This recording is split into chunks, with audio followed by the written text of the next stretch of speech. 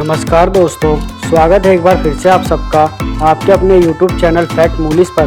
दुनिया में बहुत से देश हैं जो अपनी किसी न किसी खासियत के लिए पूरी दुनिया भर में जाने जाते हैं। ऐसा ही एक देश है जो है तो बहुत छोटा, लेकिन इसकी खूबसूरती काफी शानदार है। वहीं आज हम आपको एक ऐसे देश के बारे में बताएंगे जिसके बारे में आप सबने शायद नहीं सुना हो। साथ ही यहाँ के लोगों को बेहतरीन अंदाज का माना जाता है। वहीं इस देश की महिलाएं किसी को भी आकर्षित करने में सबसे आगे मानी जाती हैं। साथ ही एक ऐसा देश जहाँ शादियाँ ना तो संडे को होती हैं और ना ही किसी हॉलीडे या फिर किसी पब्लिक डे पर।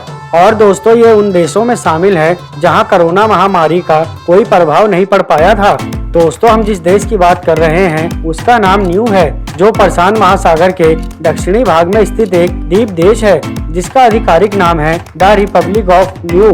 दोस्तों, यह भौगोलिक व सांस्कृतिक रूप से पोलिनेशियाई क्षेत्र का हिस्सा है। साथ ही यह देश एक नन्हा राष्ट्र है। आपको बता दूं कि न्यू देश के संबंध न्यूजीलैंड के साथ काफी विशेष और अच्छे हैं, जिसके चलते न्यू के नागरिकों को न्यूजीलैंड की नागरिकता भी प्राप्त है। और इसके फलस्वरूप लगभग 10% मूल निवासी न्यूवाई लोग अब भी न्यूजीलैंड में बसे हुए हैं। दोस्तों, इस देश की शान और यहाँ की राजधानी का नाम अलोफी है, जिसे इस देश का सबसे बड़ा शहर होने का सम्मान भी प्राप्त है। और साथ ही देश के महत्वपूर्ण स्थान भी यहीं मौजूद हैं। यहाँ पर आपको लोग अंग्रेजी और नाउयाई भाषा में बात करते हुए नजर आएंगे, क्योंकि इन दोनों भाषाओं को इस देश में आधिकारिक भाषा होने का स्थान प्राप्त है। वैसे दोस्तों, ये दुनिया के सबसे छोटे देशों में से एक है, लेकिन यहाँ की सुंदरता किसी भी देश को पीछे छोड़ देगी। वहीं ये दुनिया का एक ऐसा देश है जहाँ पूरे देश में वाईफाई फ्री है। अगर दोस्तों इस देश के क्षेत्रफल की बात करी जाए तो यहाँ का कुल एरिया केवल 261 स्क्वायर किलोमीटर में ही फैला हुआ है, जो क्षेत्रफल के मामले में दुनिया भर में 215वां स्थान रखता है। साथ ही यहाँ पर रहने वाले लोगों की कुल गिनती केवल 1649 है और ये देश दुनिया भर में आबादी के मामले में 233वां स्थान रखता है। वहीं आपको बता दूं कि इस देश में पॉपुलेशन डेंसिटी 6 लोग पर स्क्वायर किलोमीटर की है, जिसके चलते ये दुनिया के सबसे कम जनसंख्या घनत्व वाले देशों में भी शामिल होता है।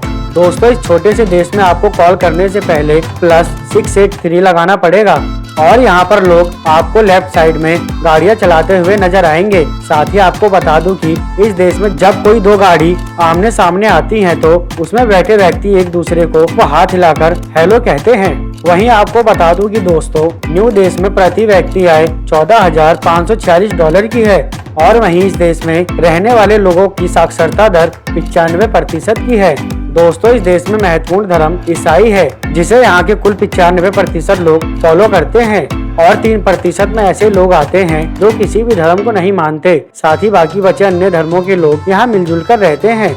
वहीं दोस्तों, आपको बता दो कि इस देश की अपनी कोई करेंसी नहीं है और ये देश कई बार अपनी करेंसी बनाने की कोशिश कर चुका है, लेकिन हर बार असफल रहा, जिसके चलते इस देश में चलने वाली करेंसी का नाम न्यूजीलैंड डॉलर है, जो भारत देश के 49 रुपए 60 पैसे के बराबर बैठती है। दोस्तों, न्यू शब्द का अर्थ होता है कोकोनट और इस देश में नारियल काफी संख्या में पाए जाते हैं। साथ ही आपको बता दूं कि बहुत ही कम लोगों को इस देश के बारे में पता है और बहुत ही कम लोग यहाँ पर विजिट करते हैं, लेकिन धीरे धीरे इस देश को अब पूरी दुनिया में जाना जाता है, जिसके चलते इस देश में टूरिज्म भी बढ़ रहा है। और आपको बता दूं कि इस देश में जाने के लिए पहले आपको न्यूजीलैंड जाना पड़ेगा।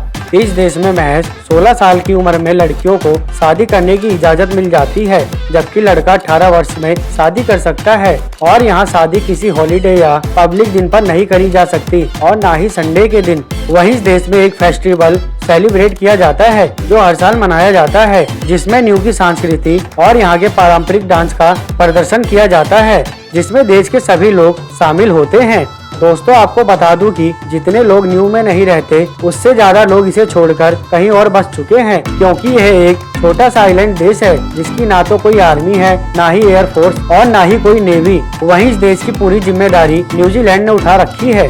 दोस्तों, इस देश को 14 गाँव में बांटा गया है, जहाँ एक साथ चुनाव होते हैं और लोग अपना अपना नेता खुद चुनते हैं। वहीं आपको बता दूं कि देश में ना तो खेती लायक जमीन है और ना ही कोई झरना या तालाब, अगर है तो केवल दूर दूर तक दिखने वाला समुंदर। साथ ही दोस्तों, यहाँ औसतन 10 सालों में एक बार भयंकर समुद्री तूफान आता है, जिसमें इस देश को काफी नुकसान होता है। इसके बावजूद भी यहाँ रहने वाले लोग इसे दोबारा संभालते हैं।